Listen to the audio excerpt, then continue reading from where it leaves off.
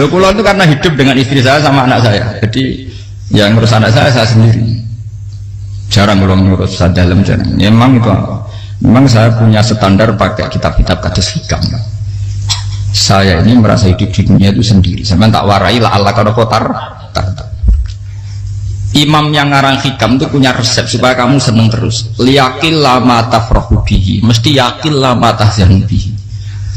Usahakan sedikit sekali apa yang bikin kamu seneng, maka akan sedikit sekali yang bikin kamu susah. Jadi misalnya kulo nih, jadi kiai misalnya cari wong ya kulo kiai wong alim, jelas nak ngalim ngalim, nak kiai rapati ya, nak ngalimnya jelas. Tapi nak kiai rapati, nah kan kiai tapi orang ngalim. Nah kulo nak dari wong alim malah beli ya jelas. Nak kiai rapati ya, kulo rapati nurut tapi aturan masyarakat rapati nurut. Nah sampean kiai tapi orang nopo ngalim. Ya beda. Enggak, ini memang bedanya jauh. Ya mungkin lebih kiai sampean cara derdek dongo meyakinkan sampean. Tapi cara artine dongo piye paham kulo. Lha boten iki nyata, sampe rasa tersinggung. Napa barang-barang napa? Nyata. Nah, kulo sering ditakoki kiai-kiai masalah.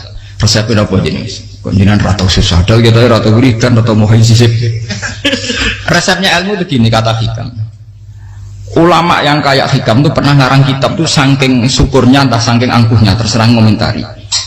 Kamu harus yakin bahwa di sisa hidup Anda itu tidak akan maksiat lagi. Sehingga kalau kamu ditegur maksiat, anggap saja akhiru maksiatin kudirat alika. Anggap itu yang terakhir.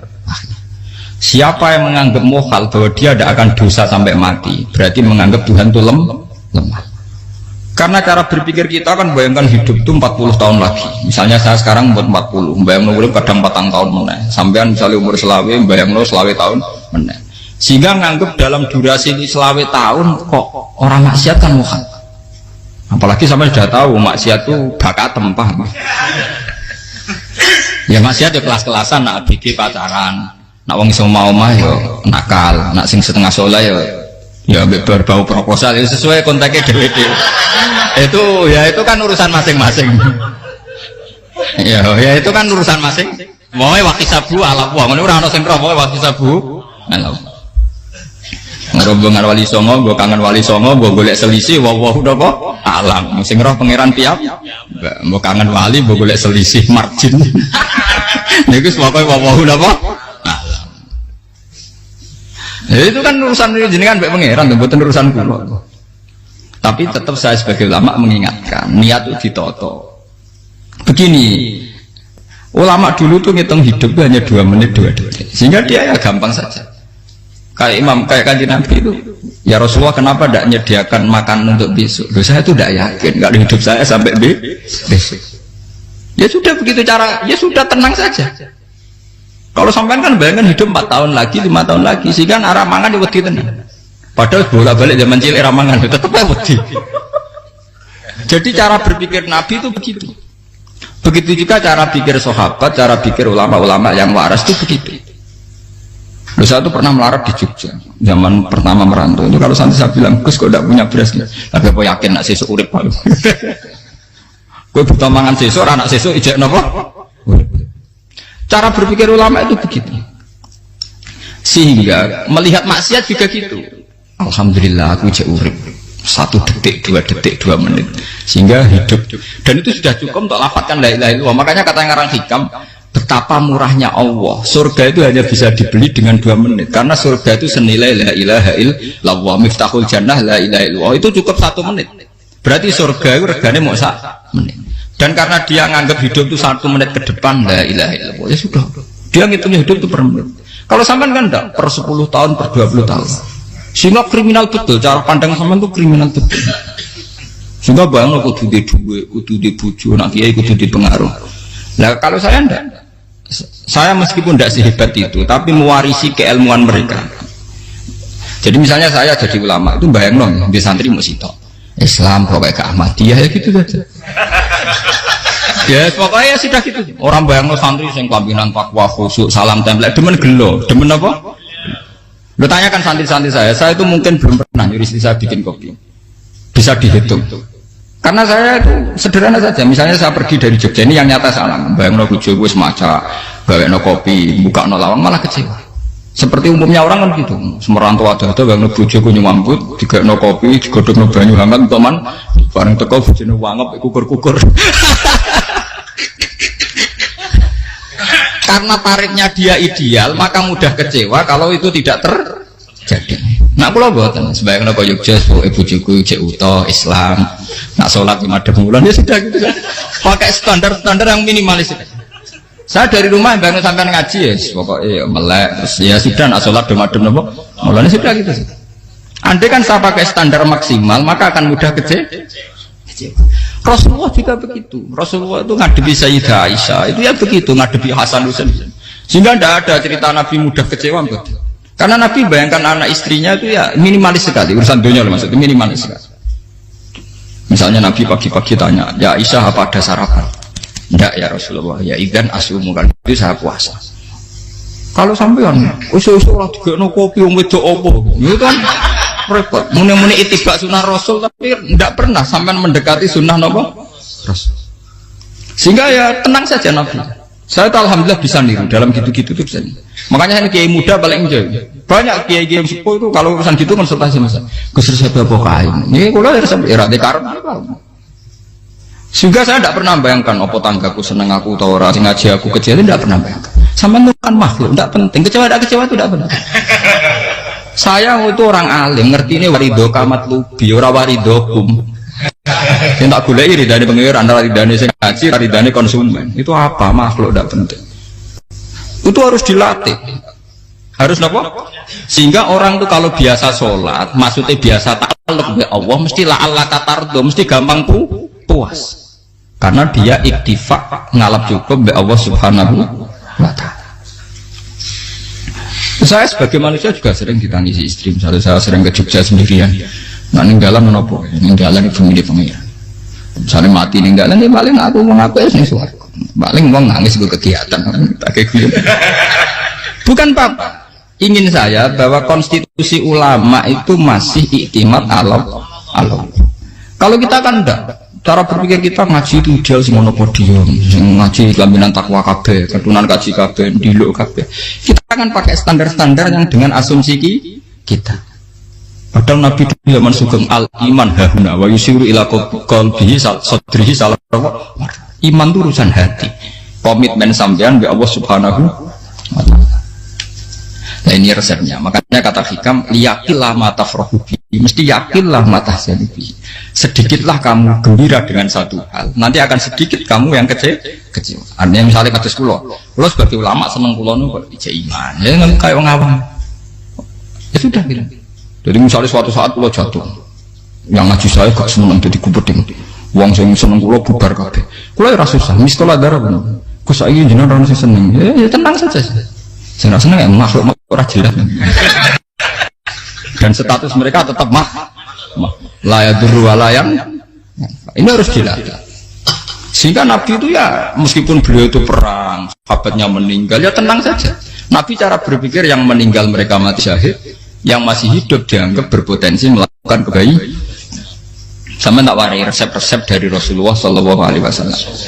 Saya ini sebetulnya memaksa, menjelaskan ini maksa, karena saya inginnya jadi ulama yang kayak umumnya orang, tidak ideal lama. Tapi kan saya ditakdir ilmunya itu ideal, jadi terpaksa saya jelaskan. Tapi kalau perilaku saya tidak akan ideal. Soalnya ngawur, saatnya mari kufuri pengiran nganggur bolak balik cerita. Ada seorang wali, karena dia wali itu doa di multazam, ya Allah, saya ini minta satu hal. Karena dia wali maka tidak minta uang, tidak minta jabatan, minta engkau takdir saya tidak pernah maksiat. Itu kan bagus sekali, minta doa ditakdir gak maksiat kan ada. Dari pengiran malah siapa?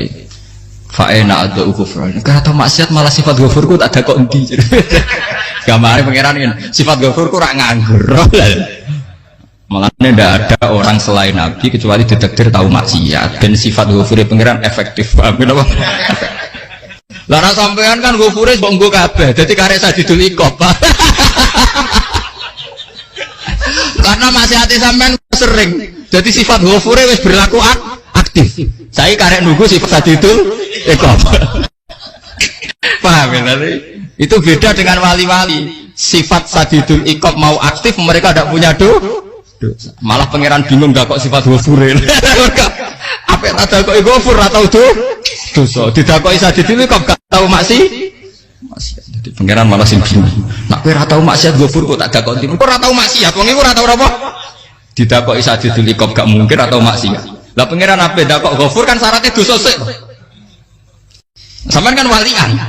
Ghafure wis dientekno. Keseringan kepake, paham ya? Karek nopo? Karek sadidul iqab. Ya itu memang standar Tuhan. Semua Quran itu kalau menyeritakan gitu, Nabi ibadi anni anal ghafurur rahim. Kaulaku ceritani aku ghafurur rahim, tapi yo ceritani wa anna adabi wal adabul alim. Jadi Nabi ibadi anni anal ghafurur rahim wa anna adabi wal adabul alim. Kalau Nabi Ibrahim, Nabi Muhammad inna rabbaka lasariul iqab. Pangeran cepat nyiksane, tapi wa innahu laghafurur. Jadi dua sifat ini pasti aktif. Dan tentu ulama itu senang sifat ghafur itu ya meskipun aktif, tapi mereka tidak pernah ngambil fasilitas sifat nopo. Kalau baleni malih. Sehingga kayak Sayyidina Umar radhiyallahu anhu ketika beliau pertama jadi khalifah, ini cerita di kitab Hayati Sahabat. Pertama dia jadi khalifah, orang mengira dia akan ngomong hal-hal yang besar, visi besar tentang negara, visi besar tentang izzatil Islam wal muslim. Tapi ketika Umar pertama pidato begini, ayuhal muslimun ayuhan nas, ana dari kata Sayyidina Umar, ana hulamun min bani Mahsud, akulu min kholati, saya ini pemuda dari Bani Mahsud. Kecil saya bisa makan karena bulik-bulik saya punya kebun kurma yang kalau saya memanen diopahi beberapa biji, dan itu menjadi kuti wahayati, menjadi saya bisa hidup. Terus wassalamualaikum warahmatullahi wabarakatuh. Orang itu penasaran semua. Orang jadi khalifah pertama dibenem jadi Amirul Mukminin, pidatonya ngenang masa kecilnya ra kelar mangan, kelare mangan mergo buruh bulike, paham ya? Ngunduh kurma terus dikai tamarotin, beberapa kurma sing dadekno iso, dan itu saya pakai sampai ketemu Allah Subhanahu wa taala. Saya pakai misalnya sekarang saya mulia, misalnya kalau dibilang mulia ya ono sing nyucuk, ono sing husnudzon, ono sing hormat, macam-macam sawangane.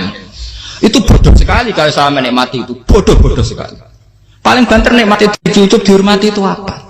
Tapi kalau nikmatnya bisa makan saat itu tuh nyawa. SBY jadi presiden prestasi, Gus Dur jadi presiden prestasi, tapi umpama presiden tetap mangan. Prestasi tertinggi ada bisa makan selisat dirumki gojo-gonyo. Makanya Umar mengingatkan, sebetulnya nikmat tertinggi saya itu tidak saat saya jadi khalifah, saat itu kok aku iso mangan, coro gak aku mati. Paham ya? Jadi itu luar biasa. Kita ini kan menjadi angkuh karena ngitung nikmat itu yang besar-besar, punya prestasi, punya. Kalau saya enggak ngitung nikmat itu kelar mangan gak mati, kan gampang. Sehingga saya tidak mudah kecewa karena tarifnya minimalis, gak gampang apa? Jadi misalnya kalau kapan-kapan kok berhubung, Gus ini Tuhan rasanya jangan ngeten-ngeten. Oh makhluk itu ya gak apa-apa. Kalau distatuskan kiai kan seakan-akan ngomongnya sakral, seakan-akan mandi. Tapi nak tak status, oh makhluk itu ngomong-ngomong ya sudah kan. Menjadi kan sudah distatuskan sebagai apa? Makhluk. Tentu makhluk statusnya la yadurru wala yanfa.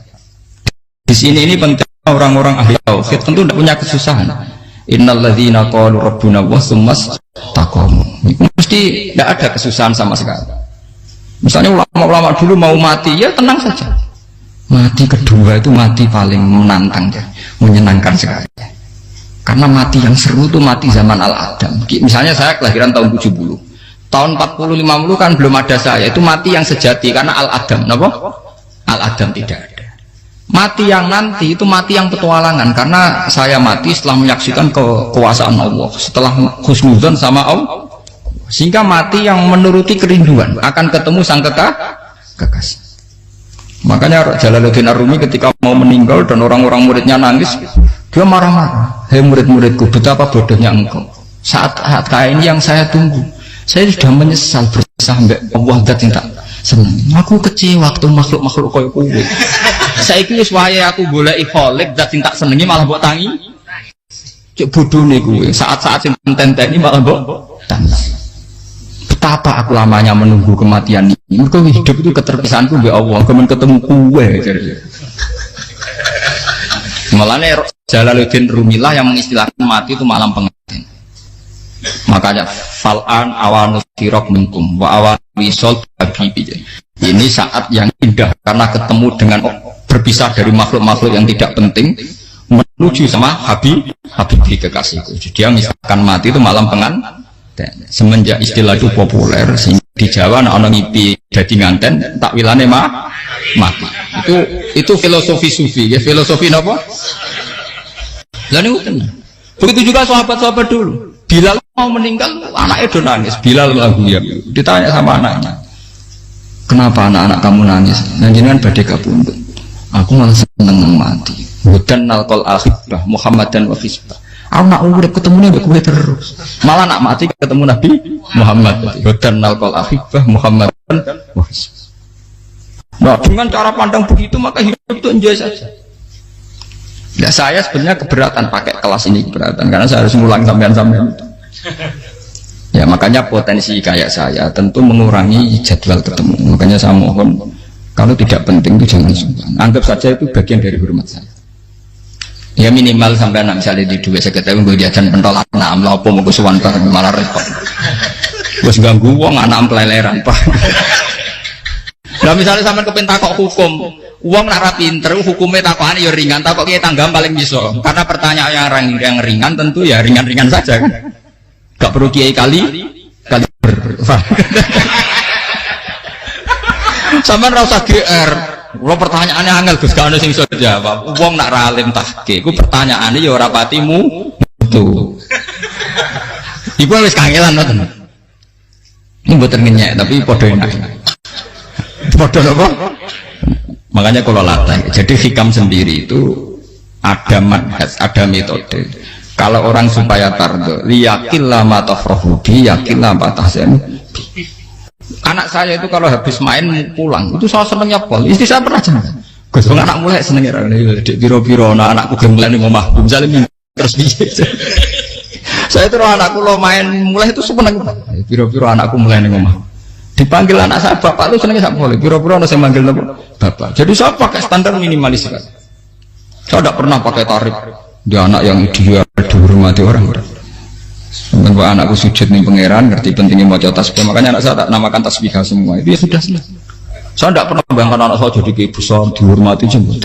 Mari gampang kecil. Ya, sekolah kan Sayyidina Umar. Saya pemuda dari Bani Makhzum. Yang kecilnya bisa makan karena buruh bulikku. Akal tuh tamarot. Wah itu saya baca tuh nangis betul. Betapa hebatnya Sayyidina Umar. Mengingatkan ulang bahwa nikmat tertinggi itu ya makan karena makan kaitannya nyala. Orang jadi bupati enggak jadi bupati tetap makan. Jadi kalau ngatain saya tarik itu minimalis sekali. Oh, kalau orang sudah makan gitu lah Allah kata mudah sekali. Tapi kalau sampai tarifnya itu harus di mobil kudu sangune akeh. Mosok gue mobil gak sangu akeh. Barang gue sangu akeh kudu gue penderek. Mosok kiri lu juga kok tanpa penderek. Nang penderek macur. Mosok ora kena dikeloni jadi malah repot. Akhirnya gue wong ayu. Harus selingkuh dijari sing we. Itu perkara meneh. Ngomong keruwet nuruti tahapan-tahapan duniawi makanya resep kalau ingin itu kan sholat, maksudnya sholat itu dihayati secara tauhid ya, dihayati secara tauhid. Misalnya inna sholati wa nusuki wa mahyaya wa mamati lillahi rabbil alamin. Itu akan pasti Allah kata pasti mudah melihat alam ini ridho. Ini satu sekelumit ya, di resep orang ulama yang saya meniru beberapa di kitab Hayati Sahabat, di kitab Hikam, dan meniru terutama semuanya sanad dari Rasulullah Shallallahu Alaihi Wasallam. Makanya suatu saat Nabi itu kagum. Abdullah bin Mas'ud itu jalan dan dikawal oleh beberapa malaikat. Terus Nabi itu heran. Ya kenapa itu selalu mengawal kamu? Kata Abdullah bin Mas'ud, ya Rasulullah, inilah akhtu khutwatan, illa wa azunnu alla akhtu wa ukhra. Wa ma akatu luqmatan illa wa azunnu alla alqam ukhra. Saya itu tidak pernah melangkah kecuali saya tidak pernah yakin apa betul saya bisa melangkah lagi. Jadi perlangkahnya itu dia iktimat Allah. Dan saya tidak pernah mengunyah satu kunyahan kecuali saya tidak yakin apa betul saya bisa mengunyah lagi. Setiap kunyahnya tetap semuanya ada Bismillah. Semua itu atas nama pertolongan atas kata Rasulullah. Orang kakak Andaikan saya ada nabi terakhir itu jadi nabi. Jadi kemana? Makanya dulu nabi itu sering ngendikan, andaikan orang-orang kayak gitu itu ada nubuah, tentu mereka punya derajat apa? Nubuah. Jadi tidak jadi nabi tapi punya derajat apa? Nubuah. Nah, orang yang cara berpikir gitu tentu tidak khawatir apa yang hilang dari dirinya, karena dia berkontrak dengan Tuhan hanya per menit per detik. Jika mempunyai resep al-mu'min yusiru sana Allah ayakuna li nafsi dzakiron. Seorang mukmin yang sejati tentu kontaknya dengan Allah Subhanahu wa taala dan dia tidak pernah ingat dirinya sendiri. Kayak sampai napas umat tapi Allahu Akbar, Allah Maha Besar, subhanak. Selalu ana wong ngrasani masuk lali utange barang iku. Tapi yang jelas kan menjadi enjoy dengan dirinya sendiri. Paham ya? Menjadi enjoy dengan dirinya karena dia tidak sering punya kontrak dengan makhluk. Nah ini maksudnya ala kamu. Janganlah ala katarta kamu pandang. Apa nak sholat terus kabul kajati. Apa nak sholat terus untuk duit ya ber. Karena cara pikir iso aja nak duit ya. Duit ya. Dan ini resep ya. Dan resep ini dari ulama-ulama yang istinad ila Rasulullah Shallallahu Alaihi Wasallam. Karena kalau Nabi itu memang cara pandang. Aisyah itu pernah ditanya. Ya, saya ini ingin makan apa yang dari sahabat ini masih, wah ya Rasulullah sudah habis karena tak kasihkan tetangga. Itu Nabi tidak marah-marah, malah bilang kamu benar Aisyah, biru yang kamu kasihkan tuh yang masih. Kau nak daging dipangan dewe kadang nuruti nafsu, nak dikekno wong sudah kau nuruti perintah pengen. Jadi kanjeng Nabi beneran Aisyah dagingnya ijek, mungkin orang tiang malah ijek, sing bogo sudah kau malah sing ijek. Cara berpikir Nabi itu begitu. Tapi tahu-tahu disederhanakan sunnah Nabi serbanan. Nah itu kan, ya memang itu bagian dari sunnah Nabi. Tapi sunnah seharga 10.000. Paham ya? Ini monggo mawon zaman sunnah Nabi serbanan gitu. Tapi itu sunnah yang bisa dibeli dengan murah. Hakikatnya sunnah Nabi itu rata-rata bentuknya perilaku. Kenapa? Zaman delok dawuh Aisyah tenggene tiba berjanji kana khuluquhul Qur'an wa shimatuhul ghufran yansahu lil insan wa yafsahu fil ihsan wa ya'fu 'anil dzambi idza kana fi haqqihi wa sababi. Kana khuluquhul Qur'an, nabi ku akhlak dasare wis kaya Quran tok. Urusane akhlak. Wa shimatuhul ghufran, ciri utama sifatnya nabi gampang nyepuro. Yansahu lil insan. Dan nabi punya niat baik pada seluruh manusia. Wayafsahu fil ihsan, sering melakukan ihsan. Dan sunnah Nabi ngoten kan luwih sering kula Quran ya wis hafal mulang. Wasimatu kufron kula gampang nyepuan sampean ngaji angop ora tau tamu. Yang sahulil insan kula bedina nate tiyang mulang. Wayafsahu fil ihsan, ihsan tak ge gampang. Kula mulai ora tau. Itu sakmene kudu podium kudu wong dilo ya ora. Pokoke anggere kiamat dia ya madhep mulon ya sudah. Loh itu kan dawuh Aisyah ketika ditanya kaifa kana khuluqu Rasulillah, dan itu semua dijawab oleh ahwal, oleh sebuah perilaku. Tidak ada Aisyah jawab nganggo atribut. Oh Nabi itu serbanan, tidak ada itu. Memang itu sunnah ya, satu itu sunnah kan, jangan salah paham ya. Tapi itu sunnah yang tidak dijawab oleh Aisyah. Sunnah yang sampean jawab sendiri, paham? Aisyah yang istrinya Rasulullah ketika ditanya kaifa kana khuluqu Rasulillah, beliau jawab kana khuluquhul Qur'an wa simatuhul ghufran yansahu lil insan wa yafsahu fil ihsan.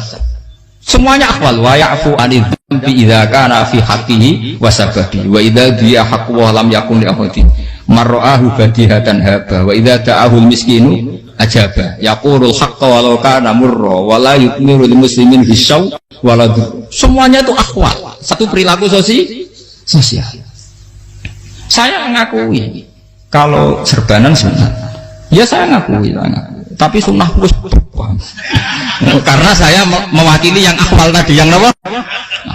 Lah mungkin untuk sampeyan, monggo kalau untuk ngisi sunnah.